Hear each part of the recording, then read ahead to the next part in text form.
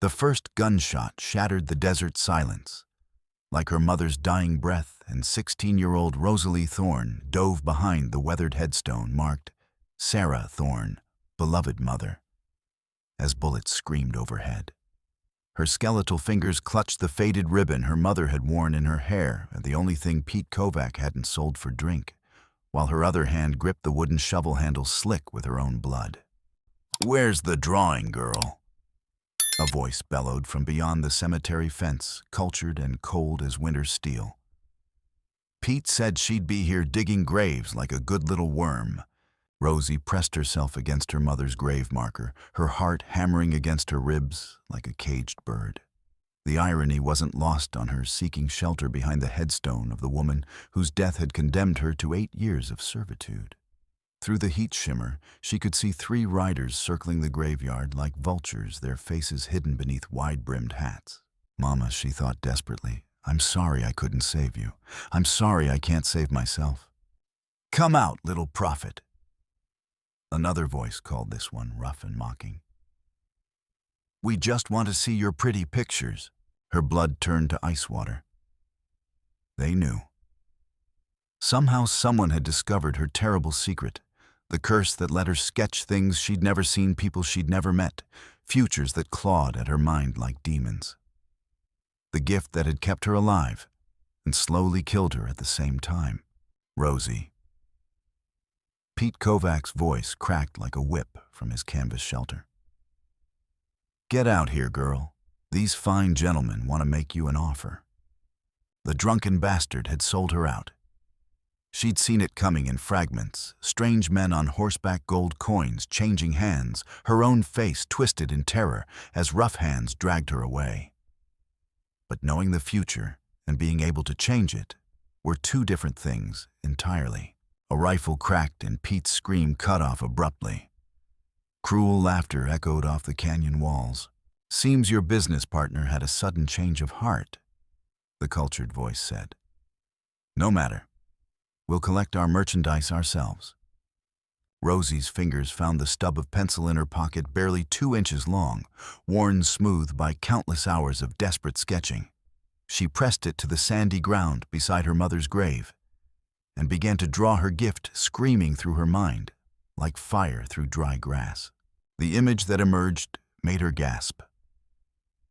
A lone rider approaching from the east, his face scarred by war and loss, his eyes holding depths of pain she recognized in her own reflection.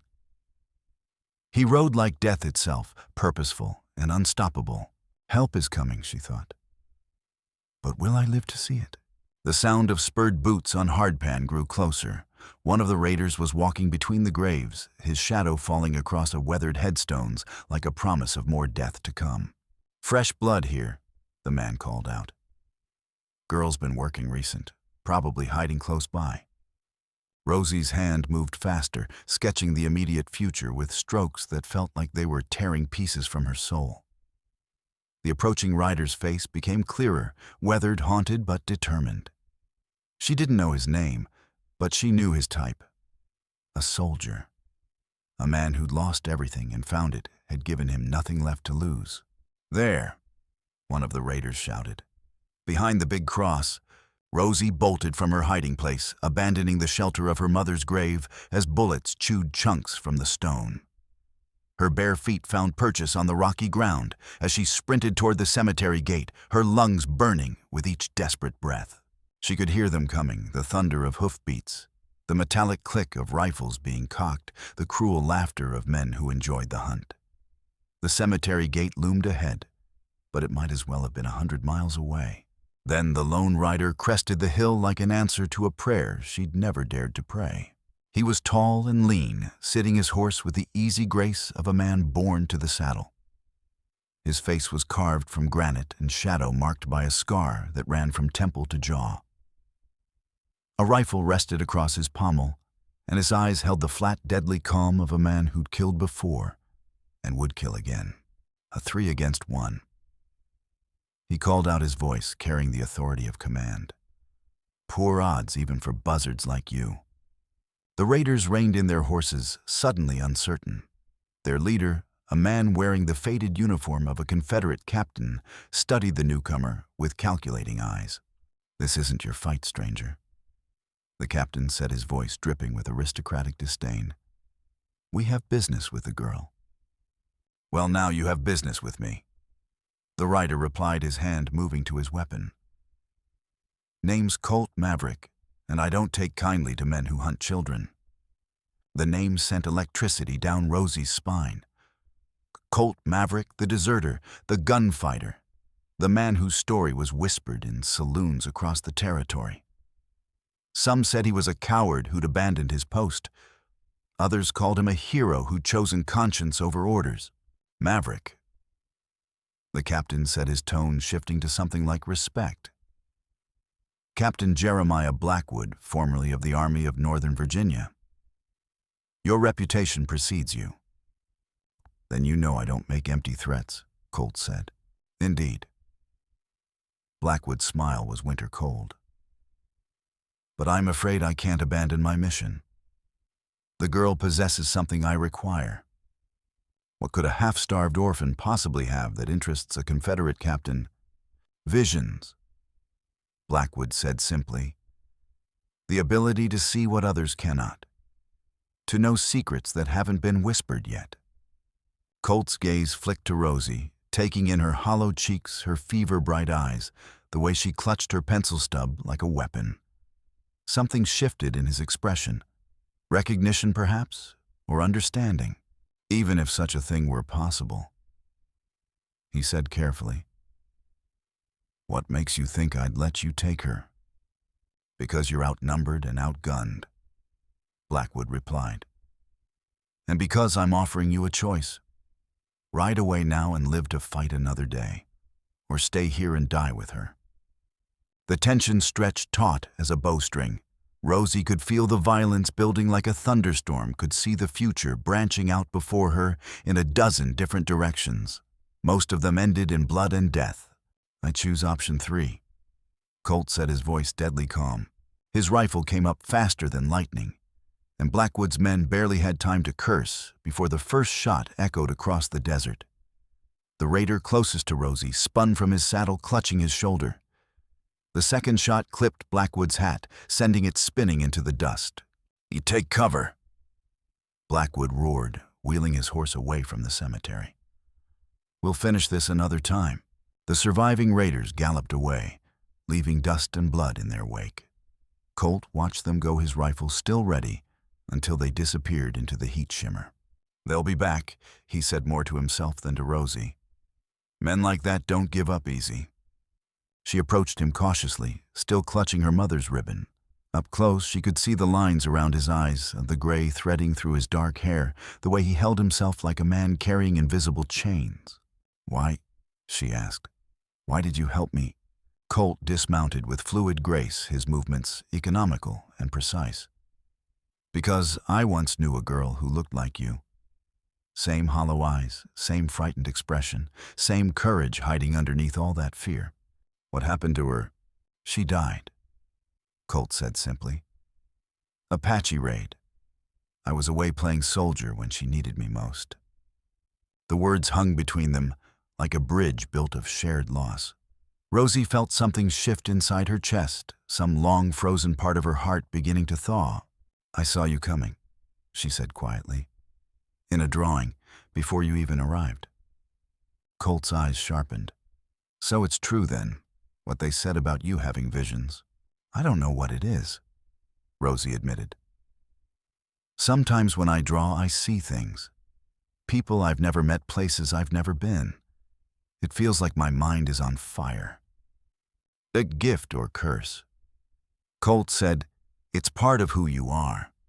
Question is, what are you going to do with it?" A groan from the cemetery gate interrupted them. Pete Kovac was alive, clutching his wounded arm and glaring at them with bloodshot eyes.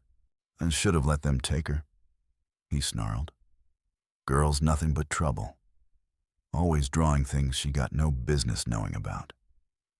"How much did they pay you to sell her out?"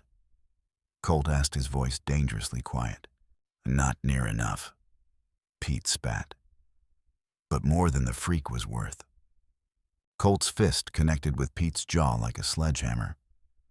The drunk collapsed unconscious before he hit the ground. "Gather your things," Colt said to Rosie. "We're leaving." "I don't have anything to gather," she said. "Just this."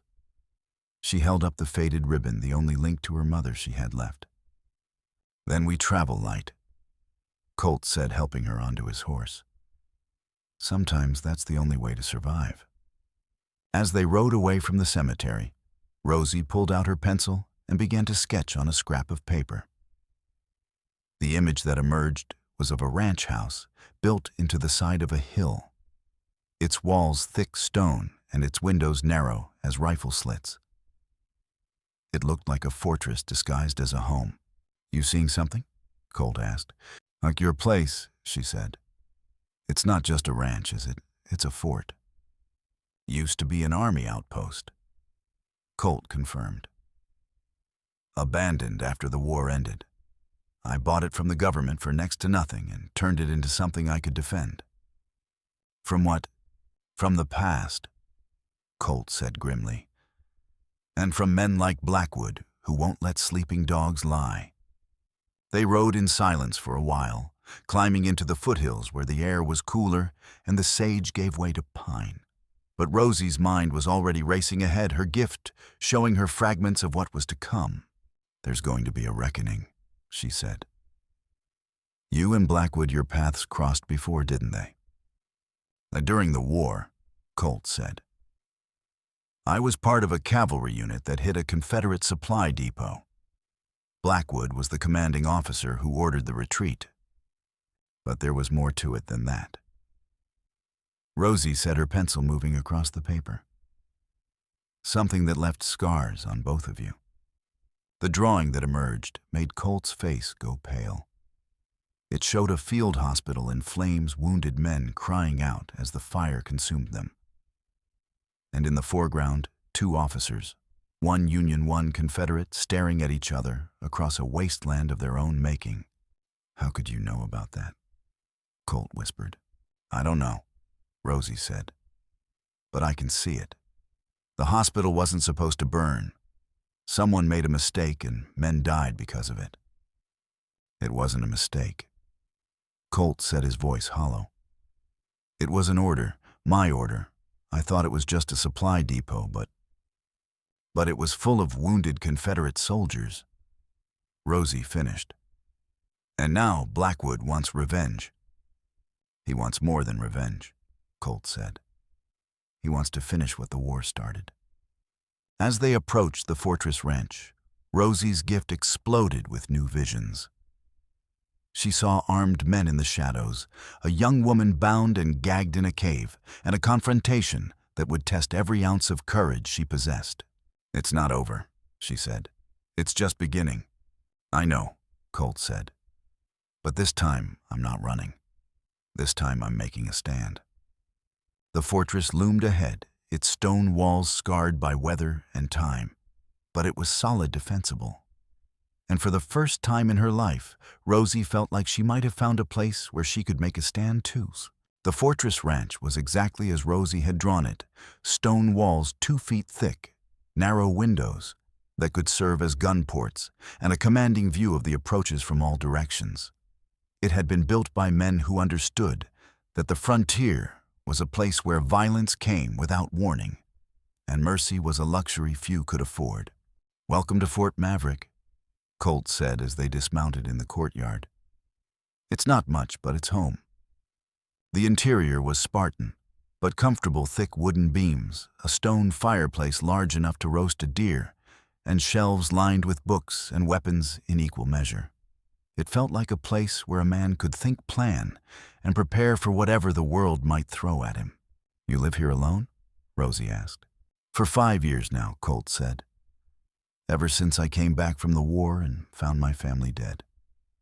He showed her to a small room off the main hall, clean, secure, with a narrow window that looked out over the valley. It was the most comfortable place she'd ever slept. But comfort wasn't what occupied her mind. "They're coming," she said, her pencil already moving across a fresh piece of paper. "Tonight, with more men." The drawing that emerged showed the fortress surrounded by riders, their faces hidden in shadow, but their intent clear. At their head rode Blackwood, his Confederate uniform pristine, despite the years since the war's end. "How many?" Colt asked. "At least a dozen," Rosie said. "Maybe more.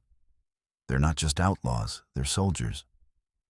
"So Confederate deserters," Colt said. "Men who couldn't accept defeat and turned to banditry instead." "No." Rosie said, her gift showing her deeper truths. "They're not deserters. They're still fighting the war." Even as she spoke, her pencil was moving again, sketching faces and scenes that made her blood run cold. She saw a young woman with dark hair, Clara Webb, though she didn't know the name yet, tied up in a cave system she recognized from Apache legends. Devil's Canyon, where the spirits of the dead were said to whisper secrets to those brave enough to listen. "They have a hostage," she said. "A girl, maybe 17. They're using her as leverage." "Against who?" Colt asked. "Against her father," Rosie said. "A lawman. Someone who's been hunting Blackwood's group." Before Colt could respond, the sound of approaching horses echoed across the valley. But these weren't the scattered hoofbeats of raiders. This was the disciplined advance of a military unit. "Different horses," Colt said, peering out the window. "Different riders." 3 men approached the fortress under a white flag. A big man with a marshal's badge, a younger deputy, and a third rider who hung back in the shadows. The marshal's face was etched with worry and rage, the expression of a father whose child was in danger. "Colt Maverick," the marshal called out. "I'm Marshal Everett Webb. I need your help." "With what?" Colt replied from the window.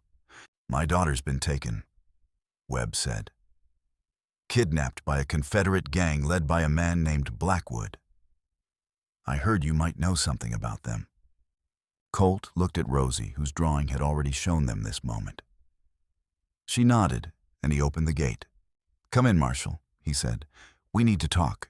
Webb entered the courtyard with his 2 companions, the deputy, a clean-shaven man with intelligent eyes, and the third rider, who kept his face hidden beneath a wide-brimmed hat. "This is my deputy, Clay Murdoch," Webb said. "And this is Colonel Morrison, late of the Union Army." The third man finally looked up, revealing a face that was deeply familiar to Rosie, despite the fact that she'd never seen him before. Her gift had been showing her this man for weeks, an older officer with penetrating eyes and the bearing of someone accustomed to command. "Colonel," Colt said, snapping to attention with military precision. "At ease," Lieutenant Morrison said. "We're not in the Army anymore." "You two know each other?" Webb asked. "We served together during the war," Morrison said. "Colt was one of my best officers before." He trailed off, unwilling to speak of desertion in front of a territorial marshal. "Before I left to save my family," Colt finished. "Lot of good it did them." "Your family?" Webb asked. "Apache raid," Colt said. "They died while I was away on duty. That's when I decided the Army could do without me." "I'm sorry for your loss," Webb said. "But right now, I need your help to save my daughter." "What makes you think I can help?" Colt asked. "Because you know Blackwood," Morrison said. "You know how he thinks, how he operates. And because you've got something he wants." All eyes turned to Rosie, who had been sketching throughout the conversation. Her latest drawings showed the cave system at Devil's Canyon in perfect detail, as if she'd been there herself. "The girl," Webb said. "She's the one they call the prophet, the one who can see things before they happen." "I don't see the future," Rosie said quietly. "I see the truth. And the truth is that your daughter is still alive, but not for long." "How do you know?" Webb asked. "Because I can feel her fear," Rosie said. "It's like a scream in my mind. And because I can see what Blackwood plans to do to her." She held up her drawing, Clara Webb bound and gagged in a cave with Blackwood standing over her holding a knife. When Webb asked, his voice barely controlled, "Hold on," Rosie said. "If we don't reach her by dawn, she dies." Webb's face went ashen. That's only 8 hours away. Then we better get moving, Colt said. But first, I need to know something. How did Blackwood know about the girl? How did he know to come here? The question hung in the air like a gunshot. Then Deputy Murdoch spoke up, his voice smooth as silk. Maybe someone told him, he said. Maybe someone's been feeding him information all along. Something in his tone made Rosie's gift flare to life. Her pencil moved across the paper with desperate speed, sketching a face that made her stomach lurch. Clay Murdoch, but not as he appeared now, younger, wearing a Confederate uniform, shaking hands with Blackwood over a map of Union positions. You, she whispered, holding up the drawing. You're working for them. Murdoch's hand moved to his gun, but Morrison was faster. The old colonel's pistol cleared leather with surprising speed, trained on the deputy's chest. I wondered when you'd show your true colors, Morrison said. Clay Murdoch, also known as Captain Clayton Murdoch, formerly of the Confederate Secret Service. Now, how long have you known? Webb asked, his voice hollow with betrayal. I've suspected for months, Morrison said. Too many operations went wrong, too many ambushes waiting for us. But I needed proof. Now you have it. Colt said, his own weapon drawn. Question is, what do we do with him? We use him. Rosie said, her gift showing her a way through the maze of deception. He's going to lead us to Clara. I'm not telling you anything. Murdoch snarled. You don't have to, Rosie said. I can see it in your eyes. Devil's Canyon, the cave system where the Apache used to hold their ceremonies. That's where she is. How could you possibly know that? Murdoch demanded. Because I've been there, Rosie said. In my dreams, in my visions. I know every tunnel, every chamber, every way in and out. It's a trap, Murdoch said. Blackwood's expecting you. He's got 20 men waiting in those caves. Then we better bring more than 20, Morrison said. Good thing I came prepared. He pulled out a whistle and blew 3 sharp blasts. Within minutes, the sound of approaching horses filled the air. Union cavalry, 2 full squadrons riding hard toward the fortress. You've been planning this for a while, Colt observed. Months. Morrison confirmed. Blackwood's been a thorn in the territory's side for too long. It's time to finish what the war started. And what about her? Webb asked, looking at Rosie. She's just a child. She's the key to everything, Morrison said. Without her visions, we're going in blind. With them, we have a chance. What if her visions are wrong? Webb asked. What if she can't really see the future? Then we all die, Colt said simply. But that's a risk we have to take. As the cavalry assembled in the courtyard, Rosie found herself drawing again. This time, the image that emerged was of a great battleman, fighting in narrow caves, gunfire, echoing off stone walls, and in the center of it all, a confrontation between 2 old enemies that would end in blood and revelation. There's something else, she said, studying her drawing. Something about Morrison and Blackwood. They know each other from before the war. Morrison's face went pale. What do you mean? I mean, you were friends once, Rosie said. Brothers in arms. And then something happened that turned you into enemies. She's right, Morrison said quietly. Jeremiah Blackwood and I grew up together in Virginia. We went to West Point together, served together in the Mexican War. He was like a brother to me. Now what changed? Colt asked. The war, Morrison said. We ended up on opposite sides, and when we met on the battlefield, he trailed off, unable to finish. You betrayed him. Rosie said, her gift showing her the truth. You had intelligence about Confederate troop movements, and you used your friendship to get close to him. Then you fed false information to his superior's information that led to a massacre. It was war. Morrison said defensively. I did what I had to do. And now he's doing what he has to do, Rosie said. This isn't just about revenge. It's about finishing a betrayal that started 20 years ago. The weight of the revelation settled over them like a shroud. They weren't just riding to rescue a kidnapped girl, they were riding into the climax of a tragedy that had been building for decades. Then we end it, Colt said. Tonight, one way or another. As they prepared to ride out, Rosie's gift showed her one final vision, a cave-in gas explosion, and the terrible choice that would determine who lived and who died. She said nothing, but her hand tightened on her pencil stub. Some futures were too dark to share. The ride to Devil's Canyon was a journey through legends and nightmare. The Apache had considered the place sacred, a gateway between the world of the living and the realm of the dead. Now it would serve as a battleground between men who had already died inside, but kept walking anyway. Tell me about the canyon, Colt said as they rode. What makes it so special? The Apache called it Chindi Canyon, Rosie said. They believed that the spirits of the dead lived there, whispering secrets to those who dared to listen.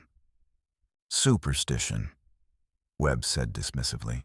Maybe, Rosie said.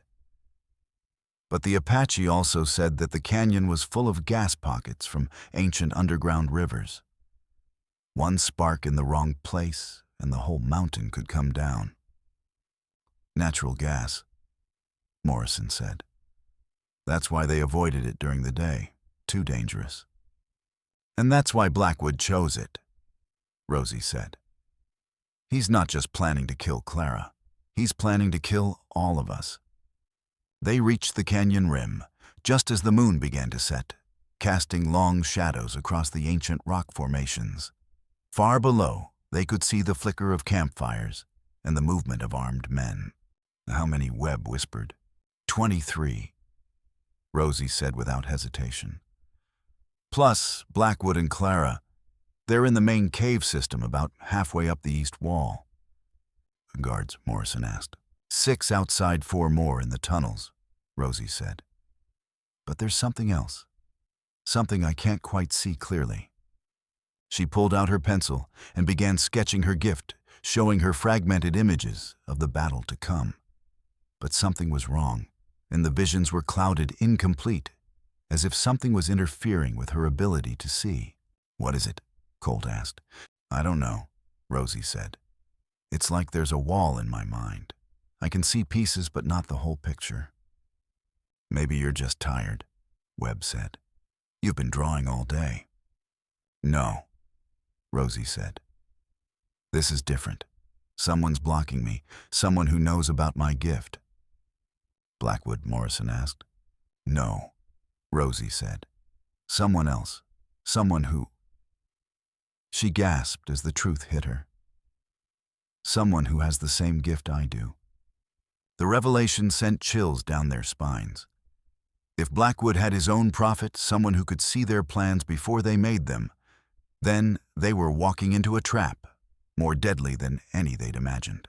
We need to change our approach, Morrison said. If they can see us coming, we need to do something unexpected. Like what? Webb asked. Not like splitting up, Colt said. If their prophet is focused on the main force, maybe a smaller team can slip through unnoticed. Well, that's suicide, Webb said. You'd be outnumbered 20-1. Not if we create a distraction, Morrison said. The cavalry attacks from the front while a small team goes in through the back entrance. What back entrance? Webb asked. Rosie was already drawing her gift, cutting through the interference to show them a narrow passage that led from the canyon floor to the cave system above. There, she said, pointing to her sketch. An old Apache prayer route. It's narrow, dangerous, but it leads directly to where Clara is being held. How do you know about it? Morrison asked. Because I've walked it, Rosie said. In my dreams. The spirits of the canyon have been showing me the way. Spirits, Webb scoffed. Now you're talking like a superstitious Apache. Maybe I am, Rosie said. But those superstitions might be the only thing that saves your daughter. They spent the next hour planning their assault. Morrison would lead the main force in a frontal attack, drawing Blackwood's attention, while Colt, Webb, and Rosie slipped through the prayer route to rescue Clara. "What about Murdoch?" Webb asked. "He comes with us," Colt said. "If this goes wrong, we might need him to bargain with." "And if it goes right?" Webb asked. "Then justice gets served," Morrison said grimly. As they prepared to descend into the canyon, Rosie's gift flared one final time. She saw the battle ahead, men dying in darkness, caves collapsing, and in the center of it all, a choice that would determine the fate of everyone she'd come to care about. "There's something else," she said. "Something about the gas pockets. If we're not careful, the whole canyon could explode." "Then we better be careful," Colt said. "Ready?" They began their descent into Devil's Canyon, following paths that had been carved by water and wind over countless centuries. The air grew thicker as they descended, heavy with the smell of sulfur and ancient stone. "Stay close," Rosie whispered. "The spirits are restless tonight." Whether it was spirits or natural gas, something was definitely wrong with the air. It made their movements sluggish, their thoughts cloudy. But Rosie's gift remained clear, guiding them through the maze of rock and shadow.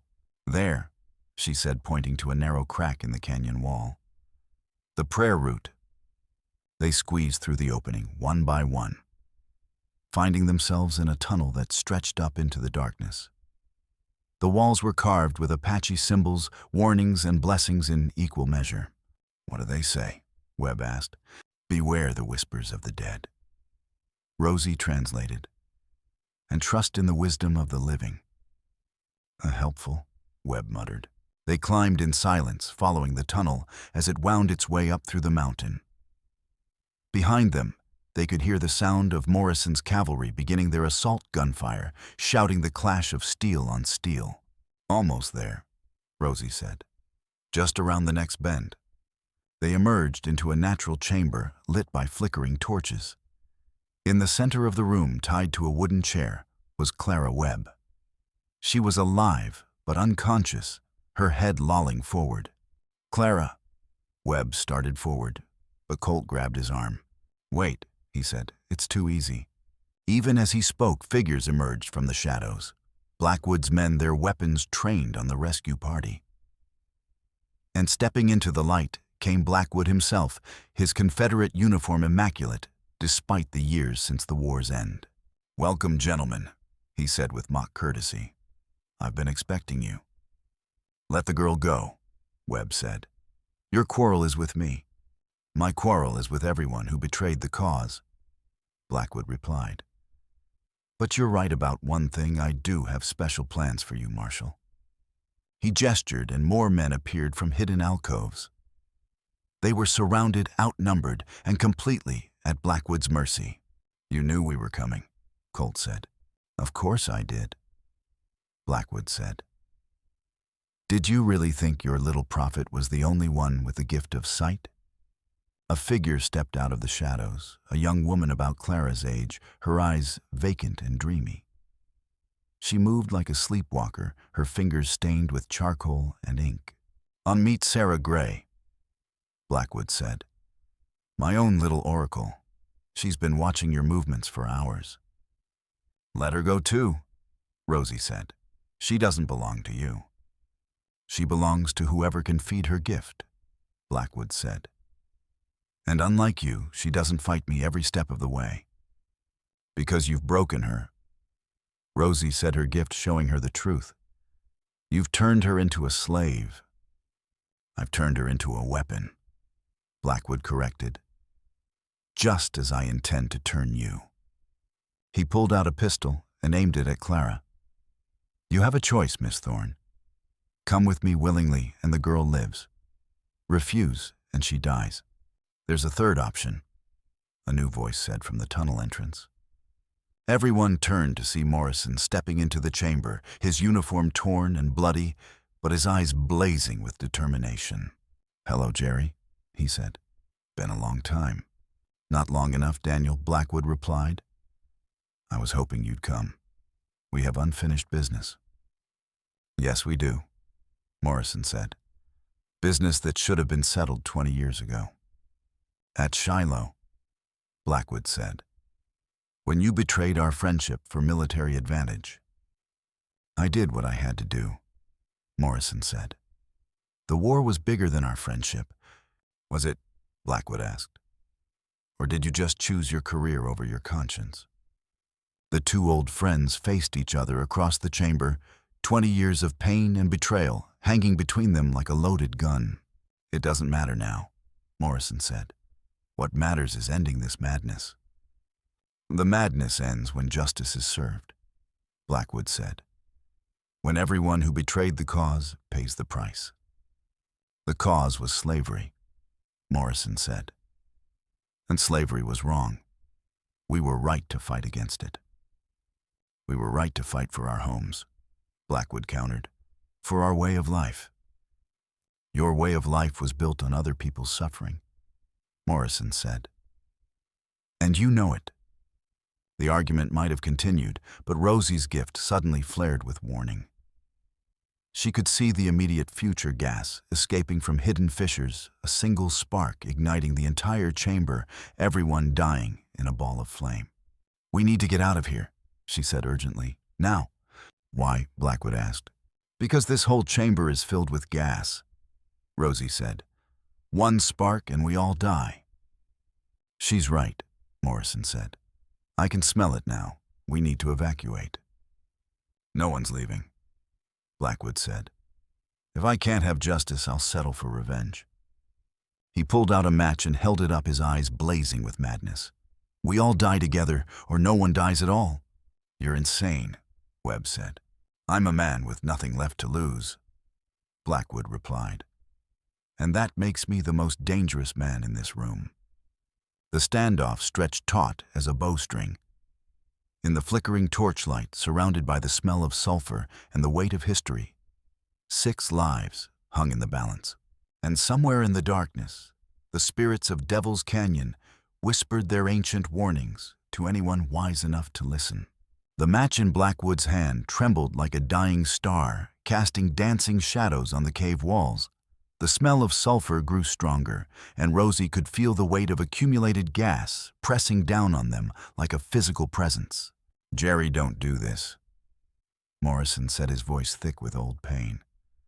Whatever happened between us, these people are innocent. Innocent. Blackwood laughed bitterly. Was my sister innocent when your cavalry burned her plantation? Was she innocent when she died in the flames? Your sister, Morrison's face went white. Margaret, she was supposed to be evacuated. She refused to leave. Blackwood said, his voice breaking. She stayed to tend the wounded Confederate soldiers hidden in the cellar. Your men burned the house with her inside. I didn't know, Morrison whispered. Jerry, I swear I didn't know. You didn't know because you didn't want to know, Blackwood snarled. You were so focused on winning the war that you forgot we were fighting human beings, not demons.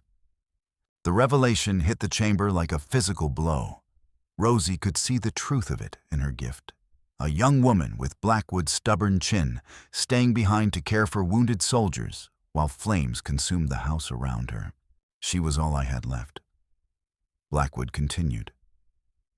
Our parents died of fever. Our brothers fell at Gettysburg. Margaret was the only family I had, and your orders killed her. The orders were to burn military supplies, Morrison said desperately. Not to kill civilians? Tell that to her ghost, Blackwood said. Tell that to the spirits that whisper in my ears every night. The match wavered dangerously close to the striking surface. One movement, one spark, and they would all die in a ball of flame. Wait. Rosie said, her gift showing her something new. There's another way. She pulled out her pencil and began sketching on the cave wall, her hand moving with desperate speed. The image that emerged was of the chamber as it had been decades ago, an Apache ceremonial space, where the dead were honored and the living found peace. "This place is sacred," she said. "The Apache used it for healing, not killing. The spirits here don't want more death." "Spirits?" Blackwood scoffed. "You sound like a superstitious child." "Maybe I am," Rosie said. "But I can hear them. They're telling me about another way to end this." She continued drawing her gift, showing her images from the past, Apache ceremonies, healing rituals, the sacred songs that had once echoed through these chambers. "The Apache had a ceremony," she said, "for warriors who had lost their way. They called it the restoration of honor." "What does that have to do with us?" Webb asked. "Everything," Rosie said. "Both of you lost your honor during the war. Morrison through betrayal, Blackwood through revenge. But honor can be restored." "How?" Morrison asked.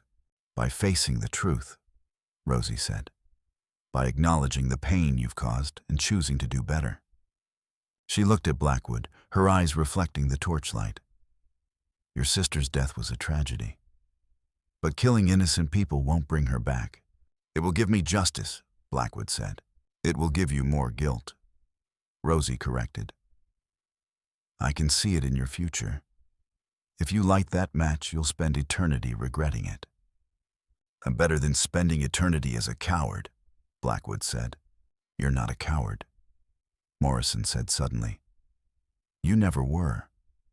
At Shiloh, you charged a Union battery single-handed to save your men. At Antietam, you held a bridge for 3 hours against impossible odds.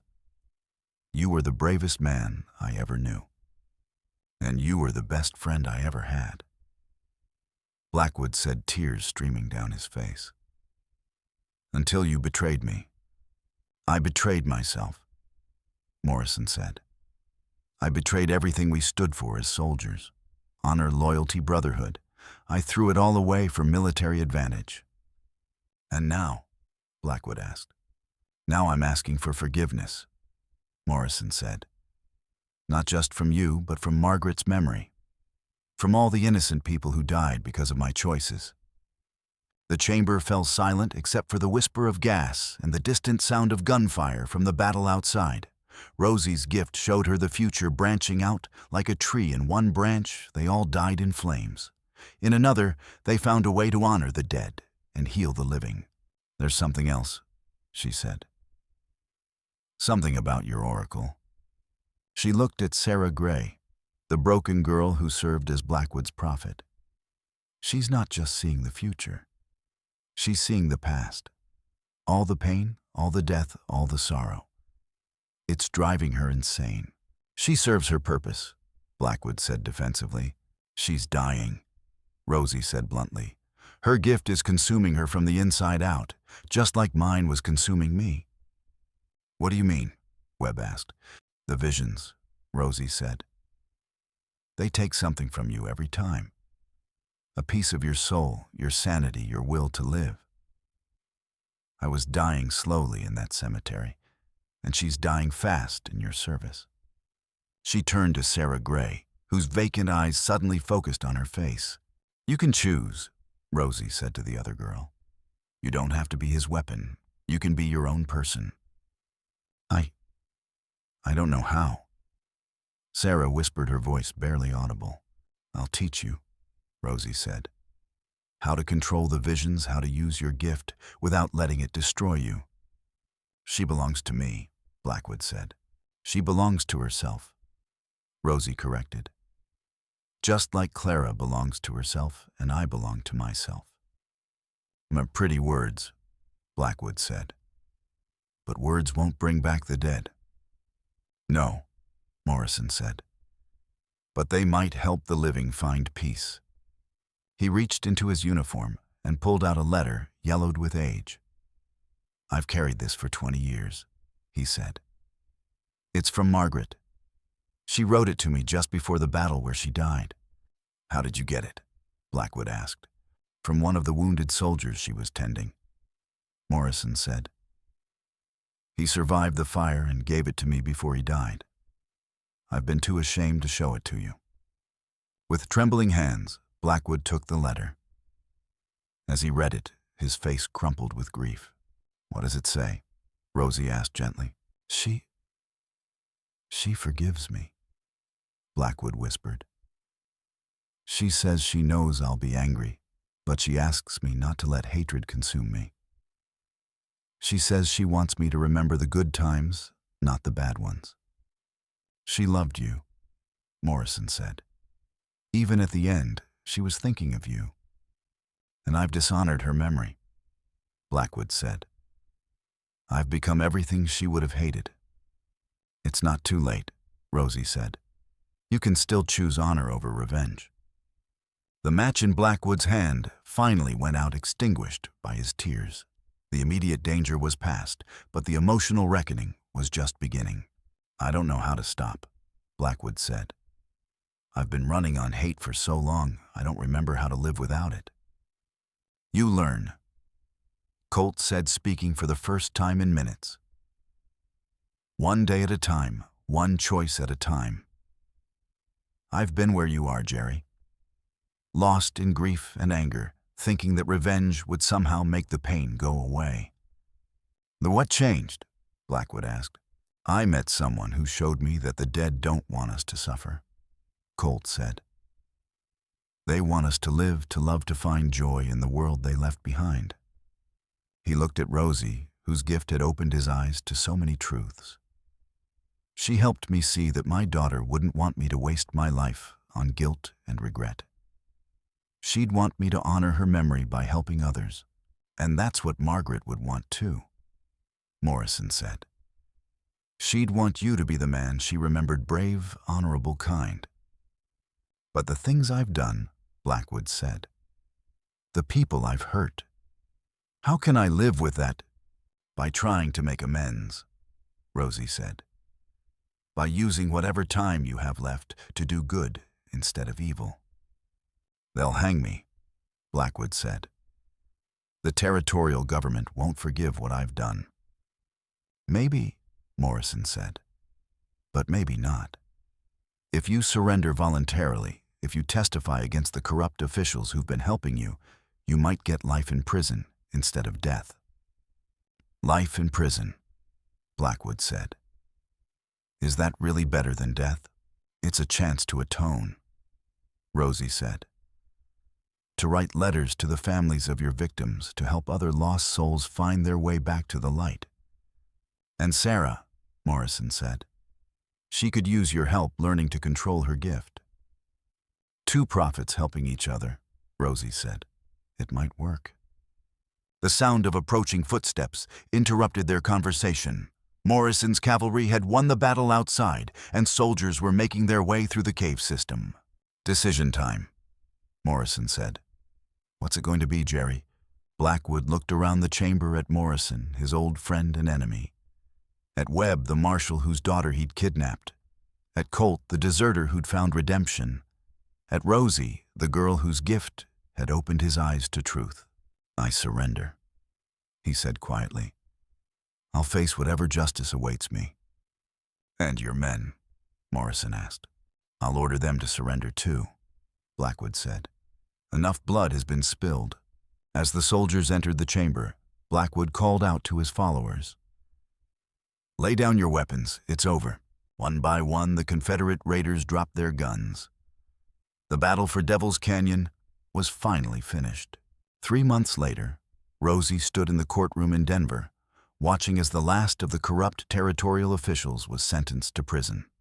The trials had been a sensation, with testimony from Blackwood exposing a network of corruption that reached all the way to Washington.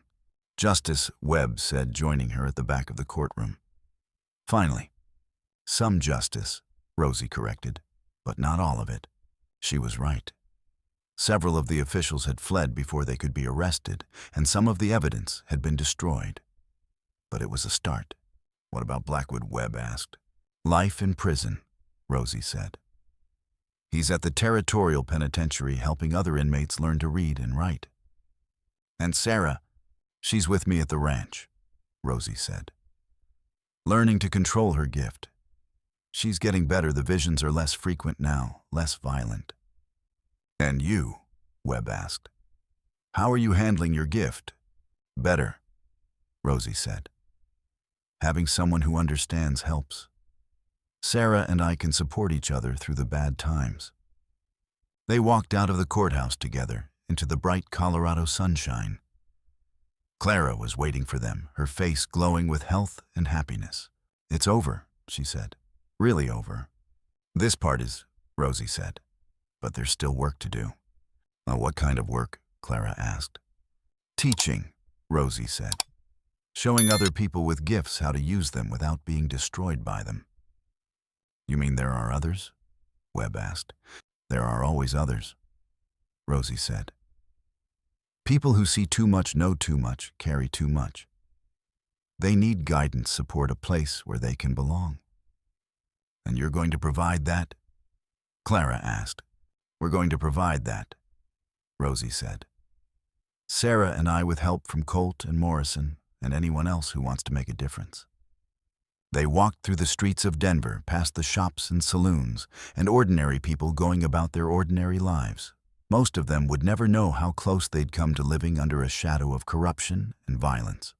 Do you ever regret it? Clara asked. Having the gift, I mean. Every day, Rosie said honestly. But I also wouldn't trade it. It's made me who I am, and it's given me the chance to help others. Even though it hurts, especially because it hurts, Rosie said. The things worth doing are never easy. They reached the train station where Colt was waiting with the horses. He looked better than he had in months. The haunted look was gone from his eyes, replaced by something like peace. Ready to go home? He asked. Ready, Rosie said. As they rode out of Denver, heading back toward the ranch in the foothills, Rosie pulled out her pencil and began to sketch. The image that emerged was of a school, not a grand building, but a simple place where people with gifts could learn to use them responsibly. What do you see? Sarah asked, riding beside her. The future, Rosie said. A place where people like us can find peace. Will it work? Sarah asked. I don't know, Rosie said. But I think it's worth trying. The sun was setting behind the mountains, painting the sky in shades of gold and crimson. Somewhere in the distance, a coyote howled its lonely song, but it didn't sound sad anymore. It sounded like freedom. What about Morrison? Colt asked. Is he really retiring from the army?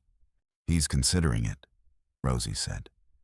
He wants to help with the school to make amends for what he did during the war.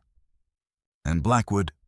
He's written letters to the families of his victims, Rosie said. Most of them threw the letters away, but a few wrote back. It's a start. Forgiveness is harder than revenge, Colt observed. But it's more healing, Rosie said, for everyone involved. They rode in comfortable silence as the stars began to appear in the darkening sky. The ranch was still miles away, but it felt like home already, a place where broken people could find healing, where gifts could be used for good instead of evil. I've been thinking, Sarah said, about names for the school. What kind of names? Rosie asked. The Margaret Blackwood School for Gifted Children, Sarah said. After Jerry's sister. She died helping others, and that's what we want to do too. He'd like that, Rosie said. It would honor her memory. Then it's decided, Colt said. The Margaret Blackwood School it is. As they crested the final hill before the ranch, Rosie felt her gift stir one last time. She saw the future spreading out before them, years of hard work, small victories, occasional setbacks. But through it all, the thread of hope remained strong. We're going to help a lot of people, she said. How do you know? Sarah asked. Because I can see it, Rosie said. Not perfectly, not completely, but enough to know that what we're doing matters. And that's enough? Sarah asked. That's everything, Rosie said. The ranch house came into view, its windows glowing with warm light. It looked like a beacon in the darkness, a place where travelers could find rest and healing. Home, Colt said simply. Home, Rosie agreed.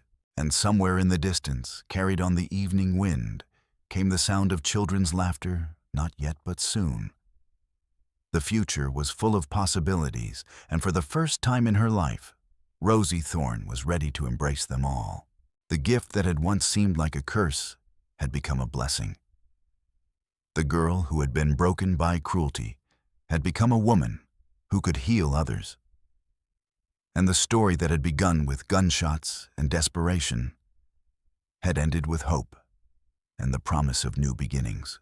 In the margin of her final sketch, Rosie wrote 3 words that would guide her for the rest of her days: truth, courage, hope.